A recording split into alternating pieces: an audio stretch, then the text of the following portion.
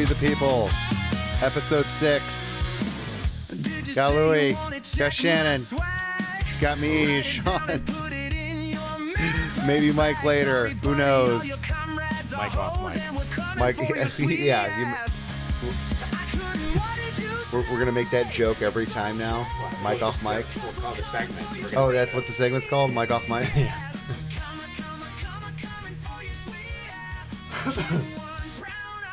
You going to say anything, Shannon, or are you just going to look at me? Hello. Thought the microphone was on. Awesome. Great job for audio medium. I'm going to talk about a special person from the Michigan open mic coffee house scene. Okay. Of the early 2000s. Oh. The Detroit open mic coffee house scene. There were a lot of weirdos that hung around some of the coffee houses. You okay, Shannon? Yeah, I know where this is going. Good topic. So there was this one place, it was called Zato's in Ferndale, Michigan, we used to go to. And there was like this 4'10" girl that used to play punk rock, and she would just like shout all the music and like strum on her electric. It was like cute, like adorable. Okay. She could have been much older than we thought. She was always there with her mother, who was in like a wheelchair. Okay. The mother would like roll up behind us and at tables like towards the end of the night and try to listen to where we were going to go afterwards to eat, and then they would just appear, we were nice enough where she just came up and said, "Hey guys, are you going somewhere to eat? I'd like to bring my daughter." We would have just been like, "Sure, meet us here." But it was just kind of weird that she would like wait to listen to us, and then they would just kind of show up and sit at a table like 2 tables away too, and then just like look at us and smile or whatever. But whatever. Maybe she was just shy, but like in a creepy way. Yeah. I mean, she's in a wheelchair, so it wasn't threatening, and her daughter was, 4'10". It was, I guess, who her daughter wound up getting knocked up by later on. What? Oh yeah. No, I know exactly who you're talking about. So there was this fella that used to. He was a short guy, like I want to say 5'2". Probably about right. And he would just pop up everywhere, it seemed like. And so I would talk to him like here and there because I would recognize him from various coffee houses, and he would show up at Denny's. At one point, he was at Denny's 16 hours a day, and because the wait staff would complain about him. And he would bounce from table to table to talk to people. So sometimes he would come over by our table, and he would have like these sort of conspiracy theories. He was doing that, what was that, biblical numerology? He was, Oh God, code. Yeah. All that. We always thought he was obviously like a little bit off. Are we supposed to guess his name? As I recall, his name is James. I was kind of surprised when he knocked up. I never seen him really with her, except one time, like years later after I knew the short girl. I saw her pregnant, and then I wound up finding out that it was his kid. And then I ended up finding out, I think he had like a couple kids by a couple different women, which was kind of surprising to me. And the last time I saw him was in downtown Mount Clemens during like a festival, and he had a kid in a stroller, and I just like briefly like talked to him like for 20 minutes.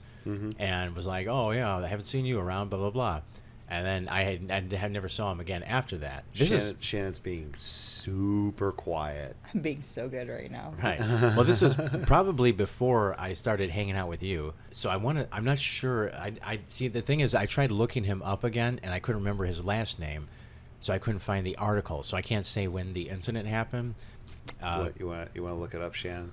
Oh, I have it all memorized. I mean, I still want to look up the article. What year did the incident happen? I don't remember what year it was exactly, but I know everybody's name.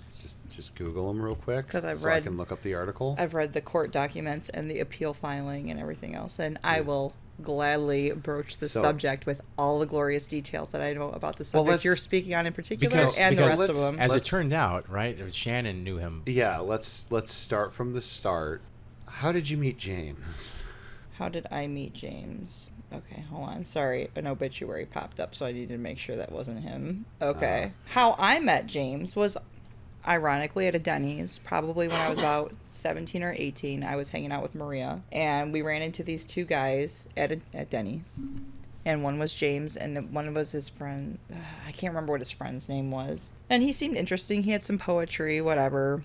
Little kooky little kid, whatever. But then it turns out that when I was staying in Mount Clemens at my friend's house, that he worked with his mom. So he worked with Nora at the DuPont plant, where you actually kind of hung out after it was DuPont or whatever. Oh, yeah. So when it became Exalted. So, okay. yeah, he worked there as a help desk technician with Nora. So then he was like kind of reintroduced. It was like, oh, hey, yeah, I know you. And then Nora and I took his virginity in a threesome. So, yeah.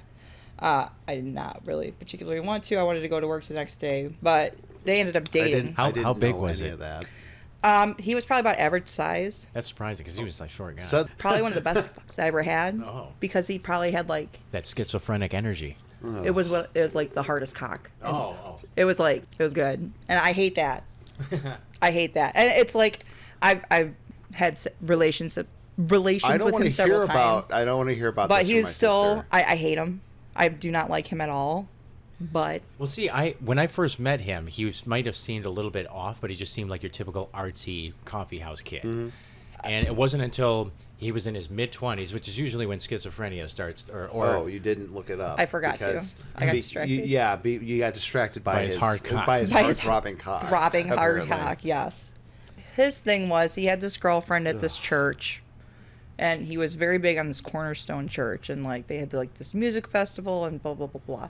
But he's always curious about what it would be like to like live in sin or break sins, because he was like artistic in the word sense, but he lived as a Christian.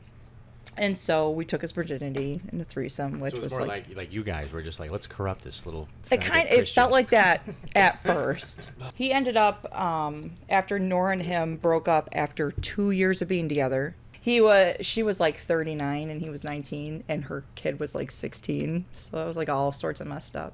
He ended up meeting this girl out in Redford, and he thought he had like some strong feelings for her. Sure. I just want to say too that absolutely what he ended up doing, you would never have saw coming.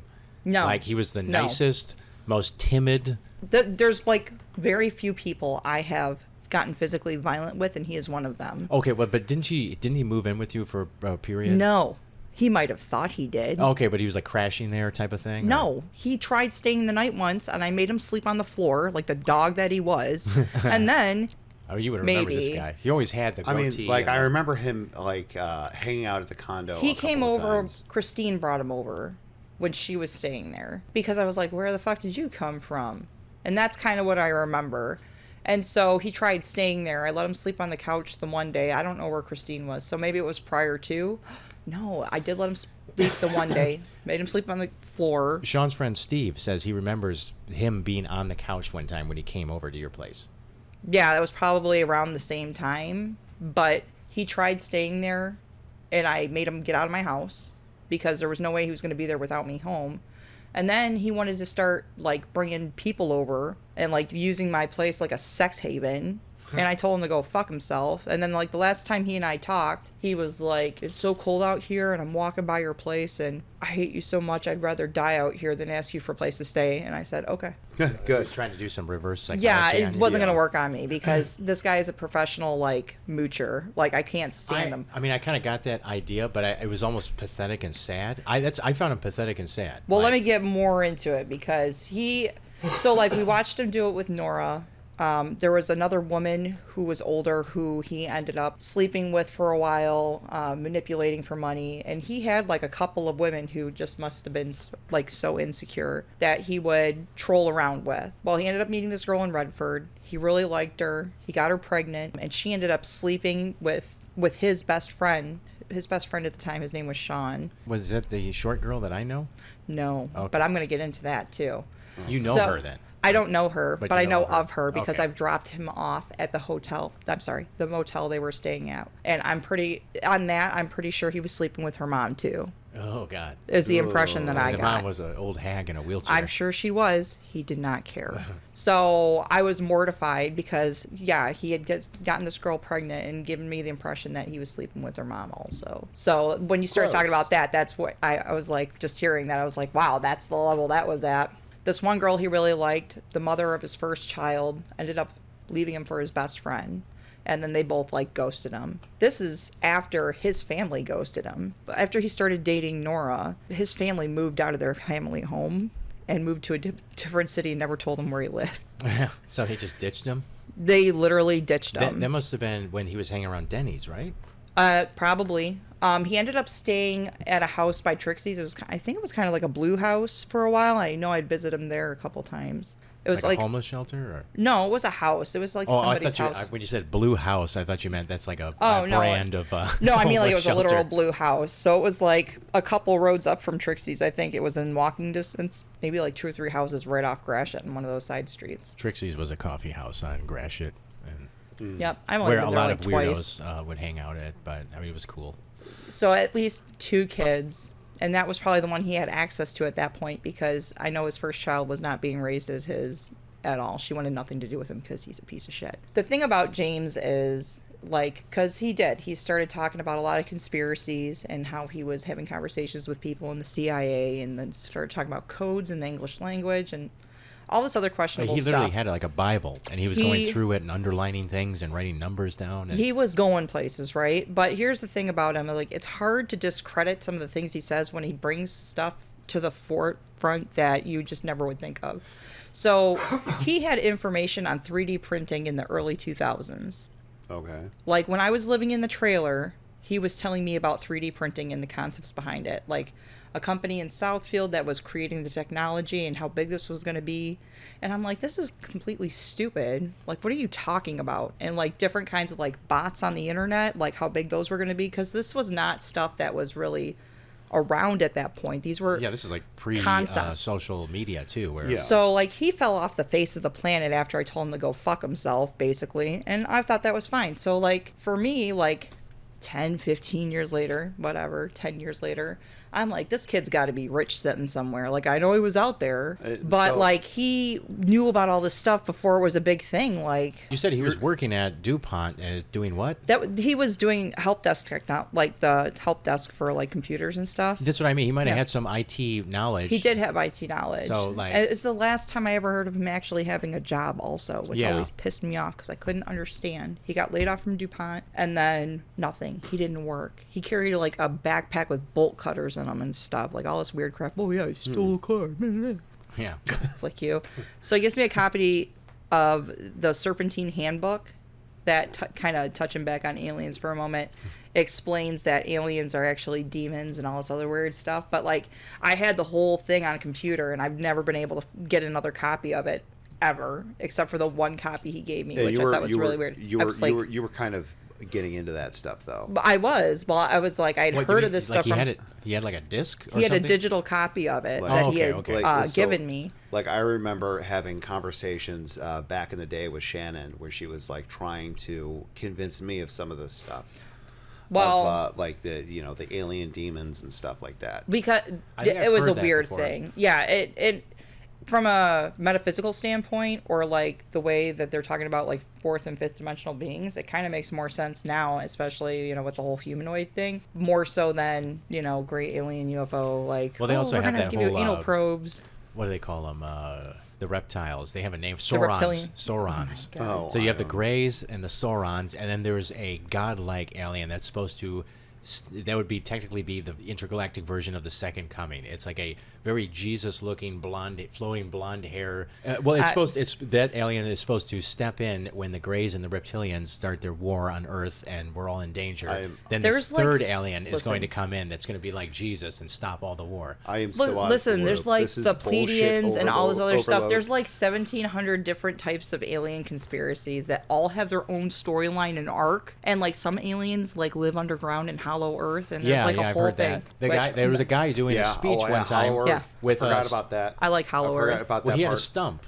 Like an actual stump, and he was claiming an alien. He was a miner, and they ran into these aliens underground, and the alien pointed a rod at him and melted his hand off. Oh my god! But he actually had a real injury, like where he had a stump, and he's like, "Look what they did to my hand!" And it was like a conference that they had. I wish I could find the video again. I remember. Oh man, I'd be like, "Whoa!" I would eat that up. Yeah, give it to me. I just remember took my hand. I just remember like circa 2004, 2005. Yes.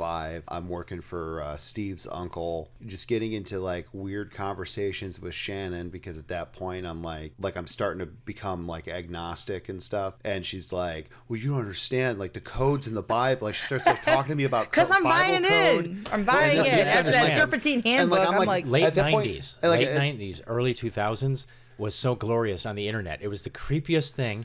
You had no idea what was true or not. Oh no, this is from History Channel. Now. That's where I got the Bible code.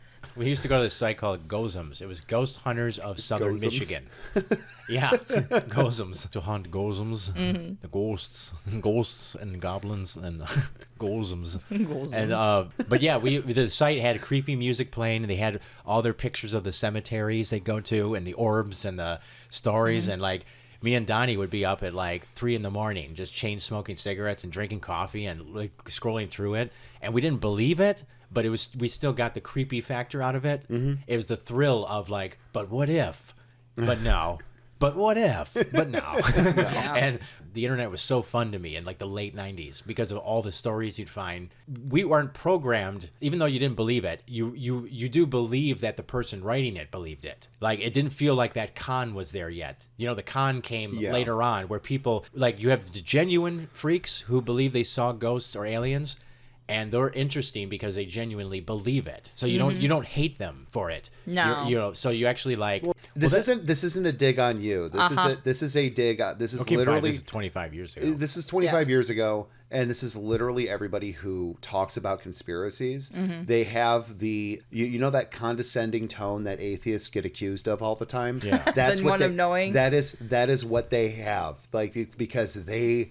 No. Okay, well, when it comes to the banking system, know the truth. Well, it's not necessarily anti-Semitic, but it is anti-Rothschild. Well, which are Jewish, though. They happen to be Jewish, but it's not because they're Jewish. It turns into anti-Semitism because, like, they'll say it's the Rothschilds, but it's really, like, the Jews that are in control of the banks. It's the Rothschilds that are in control of the banks, or the J.P. Morgans. And I know that, but then it gets twisted into that's somebody's personal interpretation. I wish they'd go after J.P. Morgan more, because J.P. Morgan's really did try to stage a coup against FDR in the 30s. Yes, that's like they called it the business plot that the General Smedley Butler. But Smedley. Yeah, but those are the Anglos. Those were like the real enemies. You know, if you want to talk about like playing with the stock market and the economy and war and all that stuff. 9/11 also really opened the door to the anti-Semitic stuff. No Jews died on 9/11 because the Jews all got a secret call beforehand. You know, and that stuff started. I didn't hear that at all. Whitley Strieber, who wrote Communion, the alien movie that with Christopher Walken at his most Walkenist. Yes. It was peak Walken. Yeah. Peak Walken. he turned himself up to 11. Yeah. Oh my God. But Whitley Strieber and the guys who were writing the books in the late 60s and 70s and very early 80s, it's funny because they're all like super liberal. And so if you were to, like, I remember checking out Whitley Strieber's website. The interdimensional beings want us to never be racist and to care about the planet and stop polluting. And like their take on everything has all this like liberal spin on like or social justice spin. And those are the old guys. Whereas the new guys are like literally, like you said, they're either anti-Semitic, not just in the Alien and Roswell type stuff, all other conspiracies as well. Like almost every conspiracy feels like it's got a right-wing angle on it. Yes. Yeah. These days. Okay, well, that's not where I was going with my conspiracies ever. Right.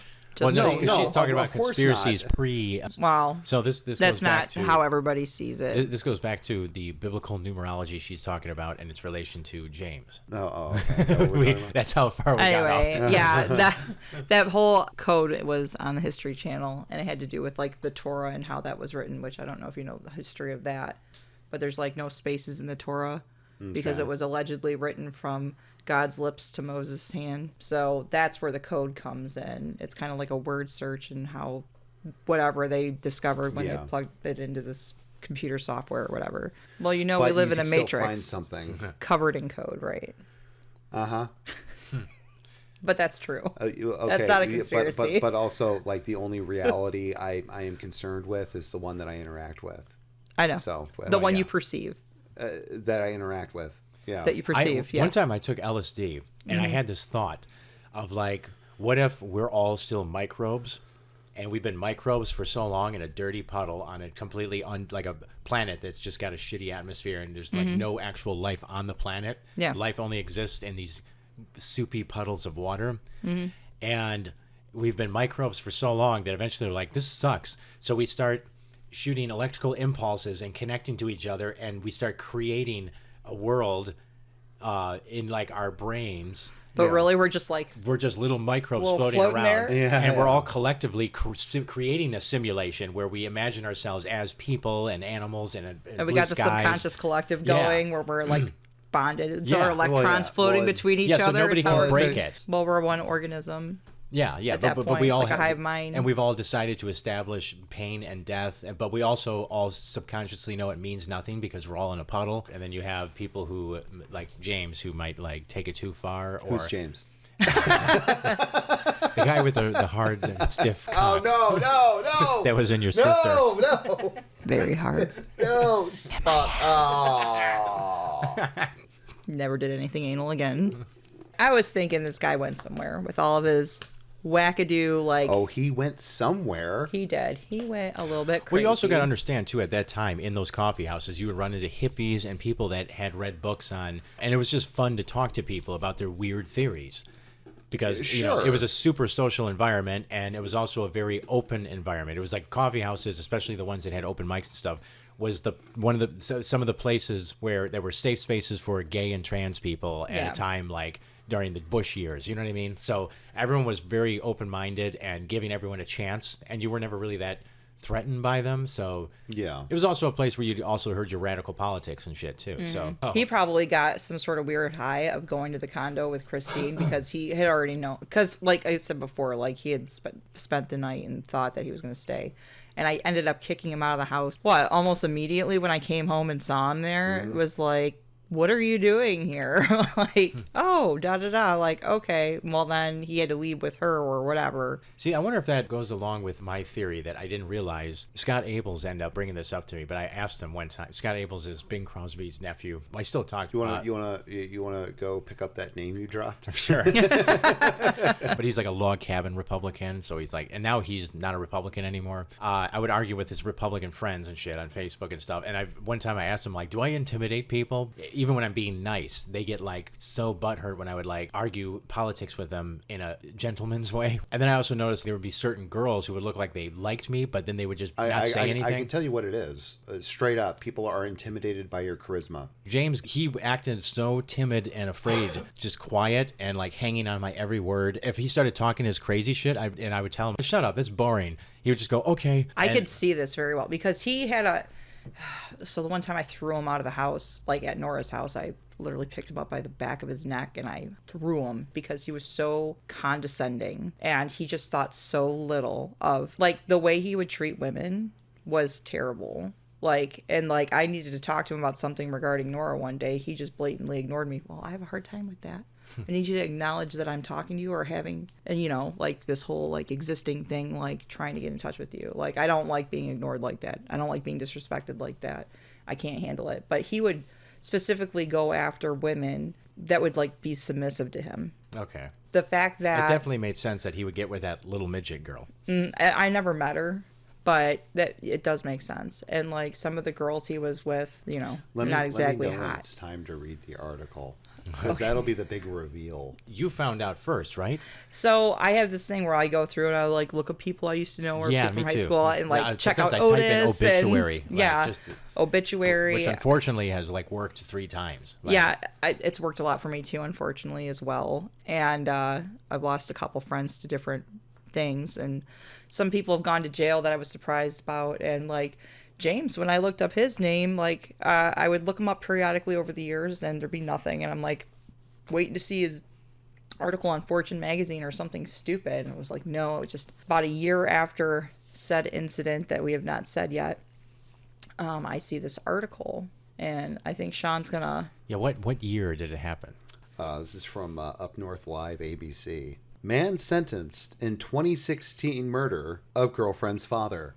A man accused of killing his girlfriend's father and burying him in the backyard has been sentenced. The garden, I remember. I'm not going to use names, so I'm just going to refer to him as James, and I'm not going to refer to the victim. And that's how I feel about it, too. But like, on Friday, James was sentenced to life in prison for the 2016 killing of Name Redacted. According to investigators, James and Name Redacted were involved in a domestic assault in April of 2016. Name Redacted's body was found on May 1st. James pleaded guilty to open murder in June 2018. And James's girlfriend, was originally charged with open murder in connection with the case, but pleaded guilty to a lesser charge of lying to a peace officer, concealing the death of an individual, and accessory to a felony after the fact. It doesn't go into details. I have the details because I went through the court paperwork.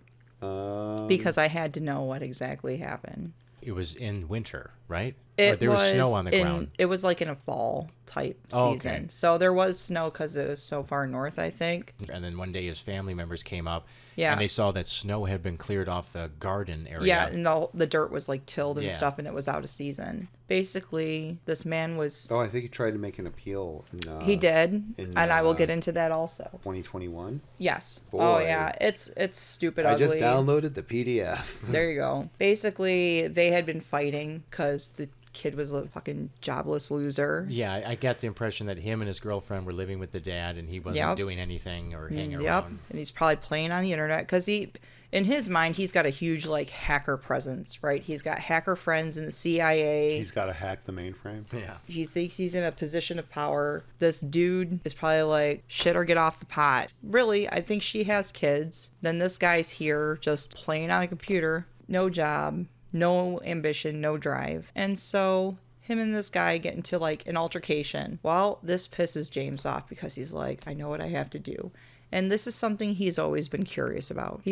From what I understand from Nora, like he's always been curious about killing somebody and being fascinated with the idea. Did he have like that egomaniacal thing of like I'm smart enough yes, where I can kill and get away with it? Absolutely. So like where he would be like Leopold and Loeb. They were Jewish, but they considered themselves like Ubermensches. He was the smartest person he could ever have a conversation with. He's the kind of guy that you would get into an argument with him and you could walk away knowing how stupid he was because he thought he was right at every turn and point because he had no desire to hear a word that actually came out of your mouth.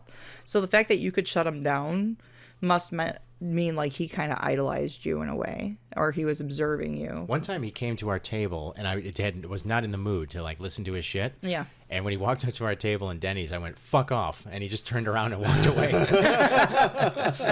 So I told a murderer to go fuck off. Yeah, I told a murderer to fuck off. You sure did. And you survived. So basically, like the next night after they had this fight, this guy's sitting at his kitchen table doing whatever. And this little fucking twerp comes up with an axe and smacks him in the back of the head. And then proceeds to cleave at him several more times as this man is falling or something. And he's getting him. He got him in the back of the head. He got him in the front of the head. He got him in the body. Oh, so he's straight. I thought it was like a one-time thing. No, he hacked at him. It was a 40 wax type of thing. And so the girlfriend. Come up with a rhyme. I don't even think the girlfriend was there for that at that point. But that had to be messy too. It was messy. She did help clean up the scene, and I believe she helped bury him and clean up everything. And it was only when his family is more local with the Trixies and stuff, and I'm guessing that's probably how he met his girlfriend, is somewhere in that area or vicinity. But they were living where? They were up in Clare County, and it was just the dad, but the rest of her family is down in this area. Okay. And so all of his family and friends are down here also, and nobody can get a hold. He was supposed to be coming down here to visit with family and friends, and he never showed up. And so then they started like looking for him and asking questions like, well, where is he at? And like the daughter was like, oh, he went to a friend's house, da da da da da. And they're like, what? Nobody's seen him. So they ended up going up there. And I think they searched like more than once, maybe, but then like, no, it was probably just the one time. But they were getting ready to leave, and then they noticed the garden, and then they started digging, and then they found like a bit of something, and then they were like, oh God. And then they called the cops and realized James was 100% under the impression that he was going to get away with this, and that he was smarter than everybody. In a garden on the property. Yeah. Very egomaniacal. So when he went and thought he was going to have access to a computer at this point after he was arrested, and you can go through and look through information where he's like, yeah, all I need is to get in touch with so and so and so and so and da da da da. Because at first he wasn't pleading guilty. He was like like pleading the fifth or whatever. He just thought he would be able to get in touch with somebody who was going to be able to clear his name or something stupid. Like one of his CIA handlers. Yes. Yes. And that's like if you know his background and you know the things that were documented in court, you know where it's going. And that's kind of where I got the impression of that going. So then after he did his plea for open murder or whatever is, guilty for open murder. He ended up filing an appeal and saying that he was not in the right state of mind. Now, mind you, they did a psychological evaluation on him prior to all of this, and he was deemed fit for trial and all that.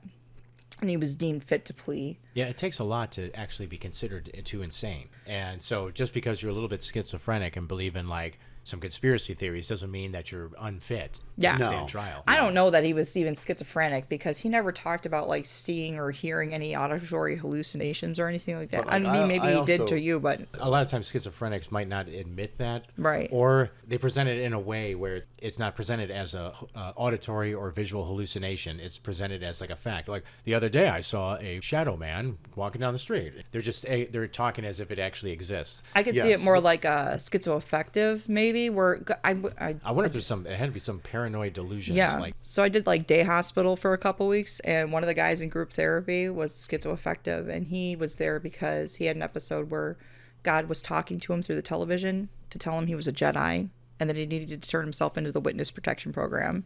And like from the standpoint of James, I could see him with that level of conviction in some of the delusions that he had. So it could be like, because this guy wasn't seeing anybody or hearing anybody, but he was communicating through a vessel. Oh, well, I mean, these CIA agents, like that's what I'm saying. So maybe he was schizoaffective, which is a more delusional kind of communication, which would make a lot of sense now that you're saying it like that. But he was still deemed fit at his appeal also, so that was also shot down. So I still keep checking for updates occasionally to see what's going on or not going on in his life, and I've thought about. Did they say what they gave him?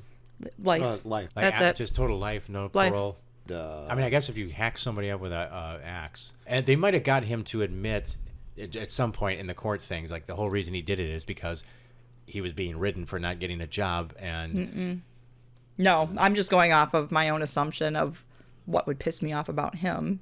And the fact that and how he would use people for his own personal. Like the way they decide a lot of like different murder cases is like, what is the motive, and that's how they can decide on like, do you get 25 years or 30 years, or do you get life with what do you call it, a chance at parole in 30 years? And a lot of times it's based on 25. mitigating. Yeah, I'm not sure, but it's based on mitigating circumstances of like what was the motive based on? Because like, are you a cold-blooded murderer, or was this a crime of passion where there's a good chance it wouldn't happen again after you did your 30 years? I think his was a little bit more premeditated. Yeah, well, that's that too. Yeah, maybe it was over the top. Hold on. But for them to give him life with no parole, if that's the case, that would mean that they were able to prove in some manner that like he literally was just like, I'm going to axe this piece of shit because he's making me get a job. Yeah, right. Yeah. Like they would have to prove like the amount of. He does not get the possibility of parole. Yeah. So it was like super premeditated. You're showing no remorse if you refuse to plead guilty, or if you refuse to like even go into detail on why. If you don't give the courts a reason and everything, then that's just a sign that you lack empathy. Well, he only did it after he realized that they were going to throw the book at him. Then he started like, oh well. So like she ended up spending, like during the initial arraignment and stuff, she was in jail for about a year. She ended up getting time served, and then she ended up testifying against him in court. Good. Yes. And so like her family like ostracized her, obviously, but I genuinely believe she was completely manipulated by this kid also. Yeah, probably. You'd be surprised though, because I've been looking into so many different like murder cases, and there's like the case of Marty Puccio in southern Florida when he and his Where do you girlfriend. come up with these names? But there's just like all these weird names. I know. This is fun.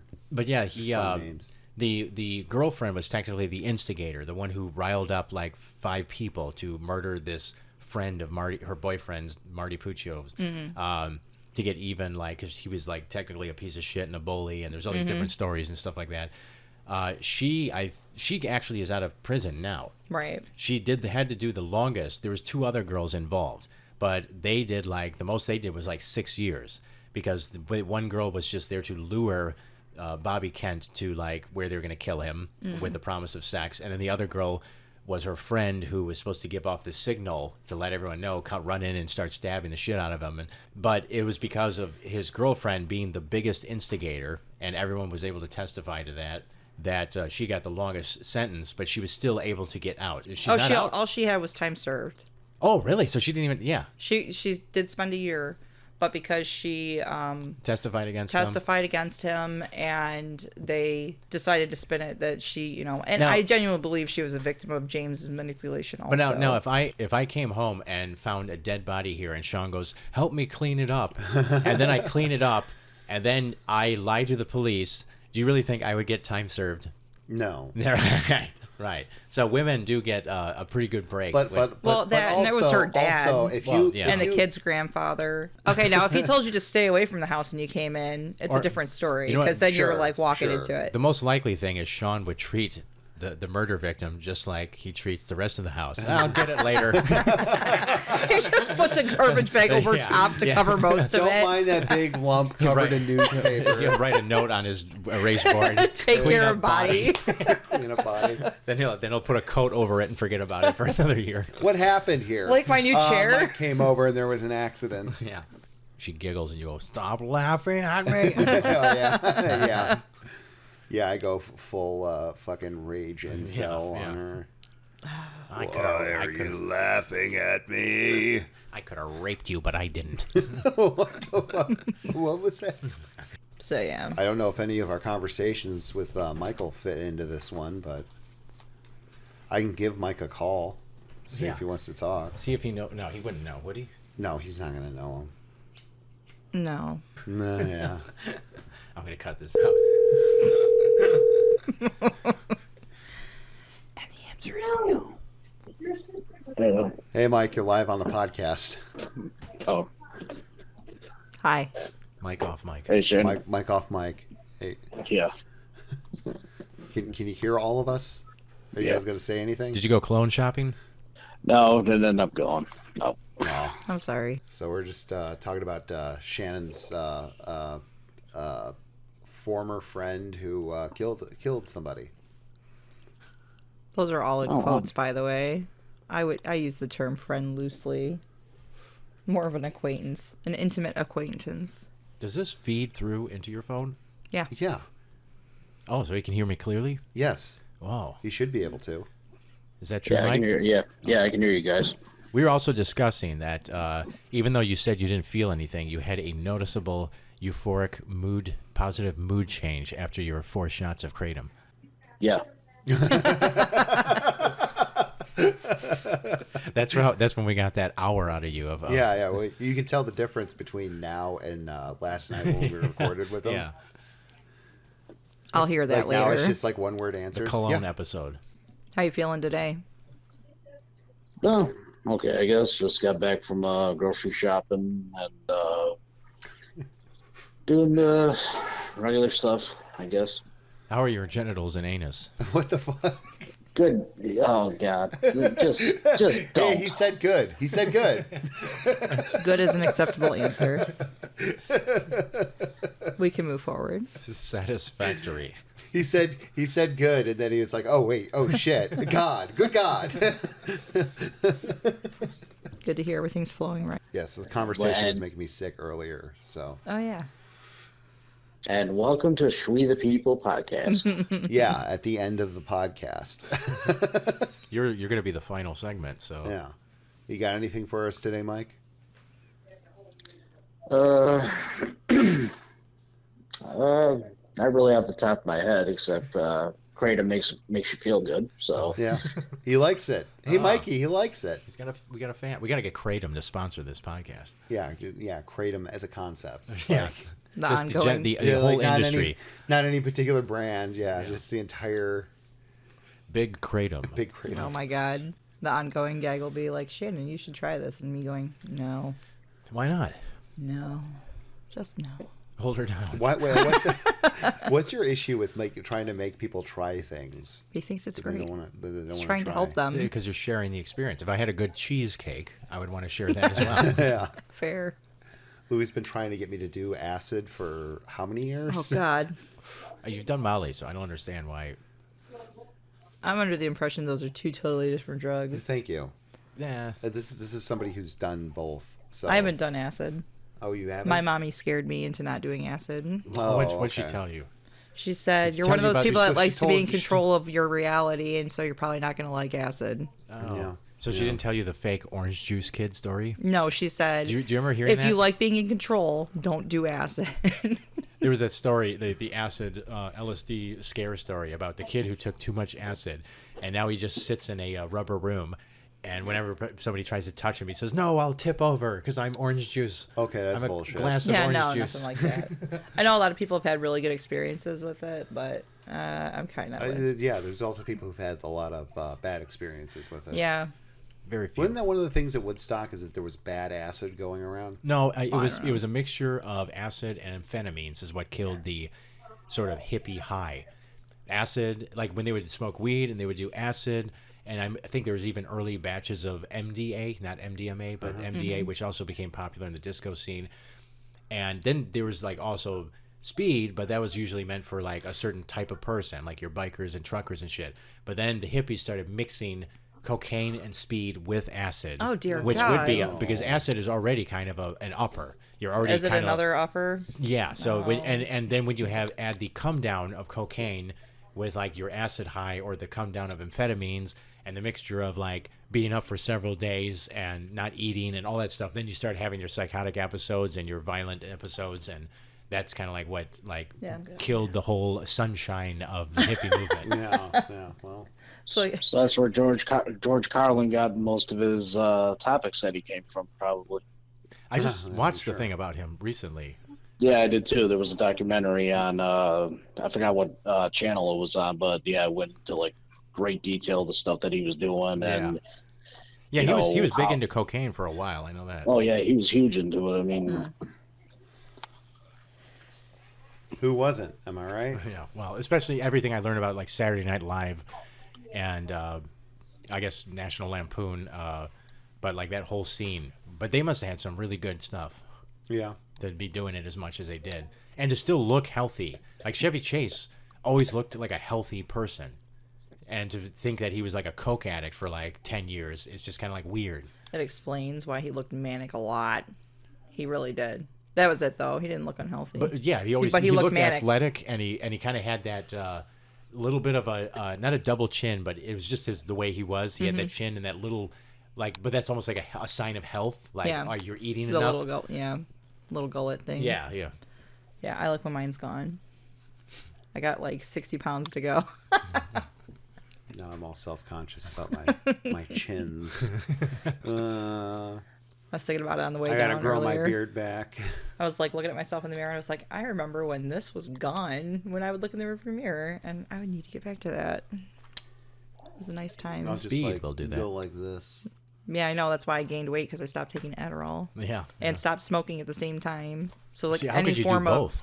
I couldn't quit two things at once. I did, because my kidneys were like in peril, and so my body's like, fuck you, you're done taking everything. You need to heal. I drink a shitload of water. I think that's what's always helped me with my bouts of drug use. Probably, but I flush it out pretty fast. Well, they were redoing the bathrooms at work. You do drugs? Yeah. They were redoing the bathrooms at work, and so I didn't have access to the regular bathroom.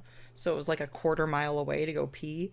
But I'm like running machines and doing all this other stuff, so I had to hold it. And I was like, I fucked myself up in the kidneys. Oh, yeah. And I gave myself like a bladder infection that spread because I wasn't getting it treated. When you're trying to piss out amphetamines, it's like a poison when it's in your bladder. That explains a lot. Like, because I was like, at that point, smell it. Like, I was done with everything. My body was like, nope. You're not doing it. And I'm like, oh, well, now I got to be careful about my liver if I'm still going to take this stuff. I was like, I need everything cleaned out of my system. And so I stopped everything. And then I blew up like a balloon in 1 year. There was that actor, Brad Renfro, that starred in Bully. Because I was looking into him while I was like, because I watched Bully and then I looked into the documentaries about the killing. And if you love it so much, why don't you marry it? Yeah. But Brad Renfro was like one of those kids who got possibly fucked by Bryan Singer, but just kind of like a Wayfair kid or whatever who had tried heroin even before he was like 12 and was having sex with like adult women when he was like 13 or 14. Yeah. But he put on weight towards the end of his life because he was trying to kick the habit and everything. Mm-hmm. But when he showed up on set, some people were shocked by the weight he had put on. Not like it was a lot, but it was definitely noticeable. Yeah. And but he supposedly would make the joke. He's like, I know. I put down the spoon and picked up a fork. Shit, though.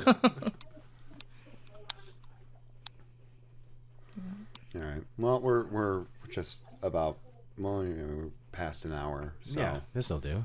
Anything to add, Mike? Final thoughts? Anybody? Everybody? Mike, final thoughts? Get Kratom to be the sponsor. That's all I gotta say. I think you guys have a winner there. Shannon? You have a convert. Final thoughts? Fuck you, James. Okay. I think you did. Yeah. Oh no! Yeah, I Mike's did. laughing and he doesn't even know why. It's okay. It was warranted. He'll find out when he listens. Louis, Never. Louis, final thoughts? Never. Why would I? I don't come here for thought. Okay. Well, you should be asking your listeners. James. My final thought is James is a pretty evil person, but the most evil name in history is that one name that I already forgot because of my ADHD. Smedley Butler. Wow. Smedley Butler, the most evil but he's a name. hero. But his name is just You're just mixing it up with Snidely Whiplash. Smedley Butler. Mike, if I tell you there's a guy named Smedley Butler, would you think he's a good guy or a bad guy? Bad guy. Thank you. Well, look him up. He's a national hero. Smedley. God bless Smedley Butler and his evil name. Busting down stereotypes since I should probably play 1903. the music for the outro, shouldn't I? All right. I'm going to let you go, Mike, so I can play the outro music. All right. Talk to you you later. All right. Later. Bye. See, this is what happens when I don't think things through. God damn it. Oh, you cleared it all off with all those James articles, didn't you? Yep. You're gonna.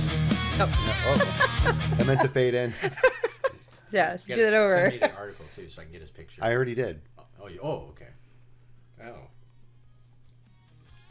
There we go. There's the fade in. Did you say you want to check my swag? Super professional here. Write it down and put it in your Like, subscribe, Sorry, buddy, all comment, your friends interact. are hoes and Kratom. Tell us your For thoughts sweet on ass. Axe murderers? Yeah, tell us your thoughts on James. And more importantly, your thoughts on Kratom.